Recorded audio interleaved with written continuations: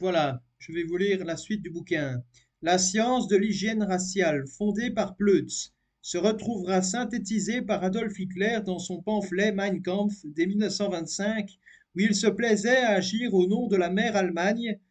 La noblesse perdit de plus en plus la raison d'être raciste de son existence et aurait mérité plutôt pour la majorité de ses membres la dénomination de non-noblesse. Les peuples qui ne reconnaissent pas et n'apprécient pas l'importance de leurs fondements racistes ressemblent à des gens qui voudraient conférer au caniche les qualités des lévriers sans comprendre que la rapidité et la docilité du caniche ne sont que les qualités acquises par le dressage, mais sont inhérentes à la race elle-même. Les peuples qui renoncent à maintenir la pureté de leur race renoncent du même coup à l'unité de leur âme. Dans toutes ces manifestations, la nation allemande ne pourra plus s'élever de nouveau si l'on n'envisage pas résolument le problème de la race et par la suite la question juive. La question de race n'est pas seulement la clé de l'histoire du monde, c'est celle de la culture humaine. En 1930, Rudin était l'un des principaux représentants allemands au premier congrès international pour l'hygiène mentale tenu à Washington aux États-Unis.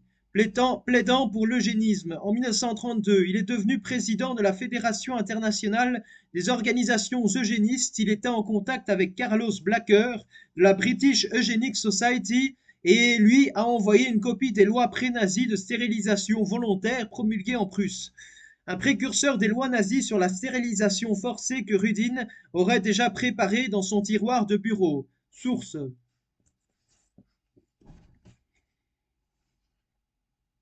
La Société eugéniste, ses sources et ses critiques en Grande-Bretagne, Pauline Mazumdar, Routledge, 20 décembre 2005, page 207.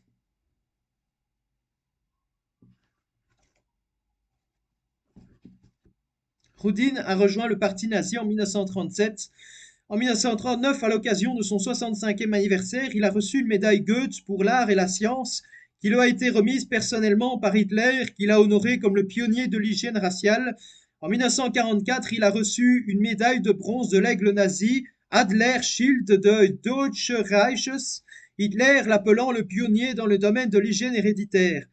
L'IFEO, Fédération internationale des organisations eugénistes, a commencé à lutter dans les années 1930 contre les opinions de plus en plus controversées sur l'eugénisme dans l'Allemagne nazie. L'Allemagne n'avait pas été autorisée à rejoindre l'IFEO avant 1927 en raison de la Première Guerre mondiale et de la résistance ultérieure à leur adhésion par les Français et les Belges. Mais la position allemande a dominé les discussions lors des réunions de l'IFEO dans les années 1930. Source.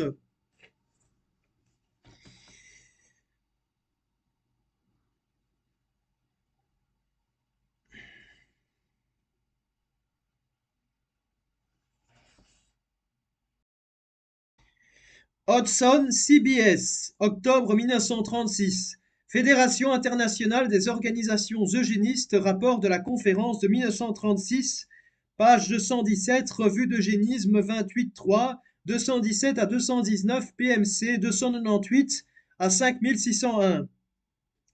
25S, Hodgson, CBS, octobre 1934. Fédération internationale d'organisations eugéniques, une enquête de la conférence de Zurich, page 220, revue d'eugénisme 26.3, 217 à 220, PMC 298 5370.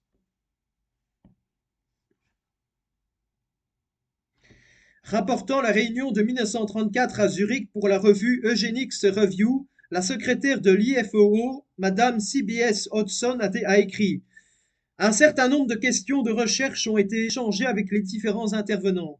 Les Néerlandais en particulier ont hésité à accepter les constats de transmissibilité de certaines maladies comme critères adéquats de stérilisation, tandis que ceux venant de pays comme la Suisse où l'opération est une possibilité pratique et de plus en plus pratiquée ont eu moins de mal à accepter le point de vue allemand. En fait, entre les critiques qui prétendaient que l'Allemagne allait trop loin et ceux, notamment les Français, qui suggéraient que les catégories devraient inclure plus de types, les protagonistes de la nouvelle ère eugéniste en Allemagne semblent tenir un juste milieu. De la réunion de 1936 aux Pays-Bas, Watson indique que les vues de l'Allemagne étaient un objectif majeur. Elle a écrit: Il est apparu que la castration des délinquants sexuels est largement demandée en Hollande, tandis que la stérilisation est toujours considérée avec dégoût et méfiance. Le Danemark, à l'origine le plus prudent pour éviter la contrainte en matière de stérilisation, a maintenant rendu cette réglementation, ainsi que d'autres réglementations pour les débiles d'esprit obligatoires pour cette catégorie. Dans le même temps, les administrateurs danois prennent le plus grand soin à user de leur pouvoir avec réserve jusqu'à ce que la confiance du public soit rétablie. Les lois sur le mariage sont facilement promulguées en Scandinavie. En Allemagne, pays supposé d'une législation drastique, les bureaux consultatifs matrimoniaux ouvrent la voie avec une aide prudente et paternelle à la législation qui peut être suspendue pendant un certain temps. La réunion de 1936, organisée à Scheveningen, a réuni 50 délégués de 20 pays lors de cette réunion. Le mandat de la présidence a été limité à 4 ans, après quoi Rudin a été nommé vice-président honoraire avec Alfred Pleutz, Darwin et John Alfred Gioen, nouvellement élus. 25T, source. Hodgson, CBS, octobre 1936, Fédération internationale des organisations eugénistes, rapport de la conférence de 1936, page 219. Revue d'eugénisme 28.3, 217 à 219, PMC 298, 5601. Il y a eu deux tendances dans la diffusion du darwinisme, l'évolutionnisme d'inspiration progressiste et le social-darwinisme conservateur qui prépare à l'eugénisme et l'hygiène de la race. La diffusion de l'eugénisme aurait été favorisée par le concept unidimensionnel de la culture moniste. Source. G. Hubinger, Die monistische Bewegung, Sozialingenieur und Kulturprediger, in F.W. Graf et R.V. Bruch, EDS, Kultur und Kulturwissenschaften, M. 1900, volume 2, Stuttgart, 1997, à page 257. Avec le glissement des réformes positives vers la biologie raciale. Source. Hubinger souligne l'influence croissante de l'eugénisme dans le programme des réformes sociales monistes, comme le démontre un texte du groupe de Königsberg pour la revue Da monistische Jahrhundert 1914 à page 27 sur eugénisme et amélioration finalisée. Zil BTE de la race où la théorie doit s'appliquer dans la pratique médicale et sociale. Le socialisme national du cercle de la Tate autour de l'éditeur moniste Eugène Diderich en 1912, un type nouveau de socialisme fondé sur la biologie. Source. Il s'agit d'ancrer la question sociale sur le terrain de la biologie. Lettre de Diderich à P. Arms du 15 avril 1912, cf.m. Pouliero, une modernité explosive, Genève, Lébour, un Fides, 2008, page 456. Et ouvert sur la gauche à une alliance avec des sociodémocrates révisionnistes, proches du modèle des Fabiens anglais. Source. Comme les Webb, sensibles aux sirènes de l'eugénisme, Diderich s'appuie sur les sociologues suédois Gustav Stephen, social-démocrate et pan-germaniste, qui fait de la biologie le fondement d'une politique scientifique, et en même temps sur Bergson, l'élan vital mobilisé contre le rationalisme abstrait, héritage de l'Aufklärung.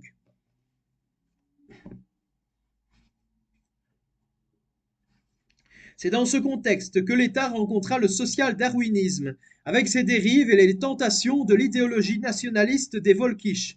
Johannes Hunold est l'un des fondateurs et des personnalités éminentes de la Ligue moniste. Hunold publie de nombreux articles dans la revue Die Taz ainsi que des ouvrages à caractère socio-biologique. Il dénonce l'atomisation de la société, un leitmotiv wilhelminien qu'il partage avec Kultur critique, et enchaîne sur une théorie de l'autoconservation de l'État en tant qu'organisme et garant de l'unité organique de la société et de la nation. L'éthique dispensée par l'État pédagogue doit défendre dans le même registre le principe d'autoconservation du volk, du peuple ou de la nation, à savoir le fondement de sa santé physique et morale, à commencer par la faculté de se reproduire menacée par l'émancipation des femmes.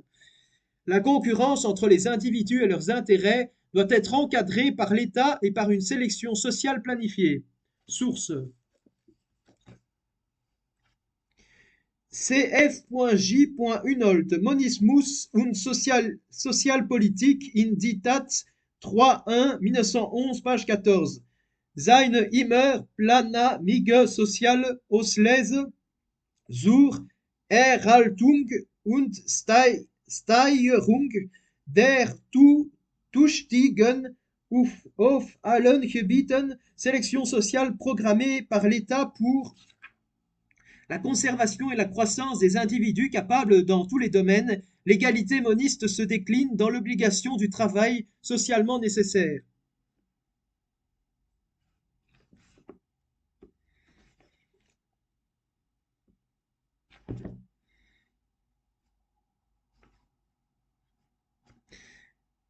Qui s'occupe au maintien des inaptes, Hunold rejoint le texte de Haeckel. Le but de la politique sociale n'est pas, comme on l'affirme d'habitude, la protection des faibles ou l'assistance aux handicapés, mais au contraire la diminution du nombre des inaptes. Source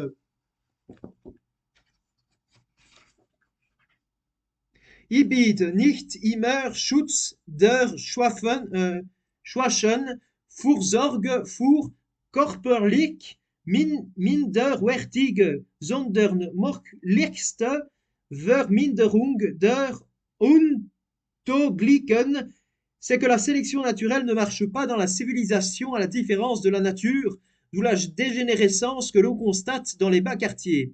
D'où le paradoxe de l'interventionnisme de l'État fort qui s'est dégagé du droit formel dans le mécanisme sélectif pour restaurer les droits de la nature en tant que norme par le biais de l'État social biologique fondé sur la nature. Le passage du monisme à l'eugénisme est manifeste des maints articles de la revue Diktat publiés après 1912.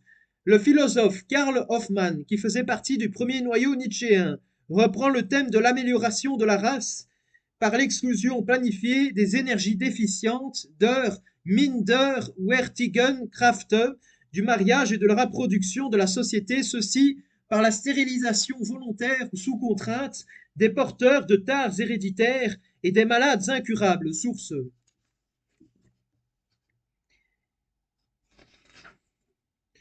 K. Hoffmann, ein Eugénis Mabname, Diktat 5.2, 1913, 184. Hoffmann fait référence à la revue eugéniste de Francis Galton. Source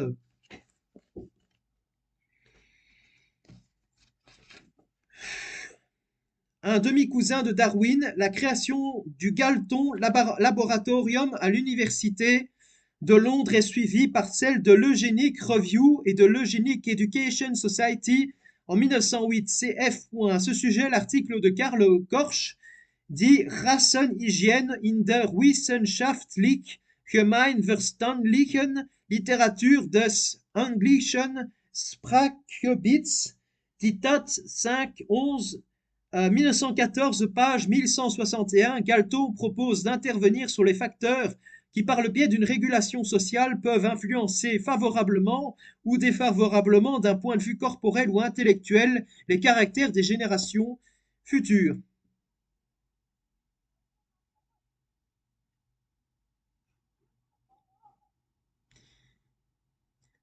À son élève Edgar Schutzer, auteur d'un ouvrage intitulé Eugénics en 1912. Source Schutzer critique le courant lamarckien qui prétend régler tous les problèmes en agissant sur le milieu, à savoir logement, nourriture, hygiène. Cf. L'article de Korsch, note 116. L'intervention de l'État doit remplacer les sélections naturelles dont l'efficacité diminue dans les pays civilisés par la régulation consciente, planifiée de la reproduction. C'est la solution politique par la mise à l'écart des éléments inappropriés pour la transmission de la race de manière à conserver des influences eugéniques. Parmi les lectures conseillées, Korsch cite Havelock, Ellis, Rassenhygiene und Volksgesundheit, Wurzburg, Kabitz, 1912, titre original The Problem of Race Regeneration, New York Castle, 1911. À la fin du XIXe siècle, après que son cousin Charles Darwin a mis en avant la notion de sélection naturelle comme la clé de l'évolution des espèces. Voilà, à très bientôt pour une prochaine vidéo.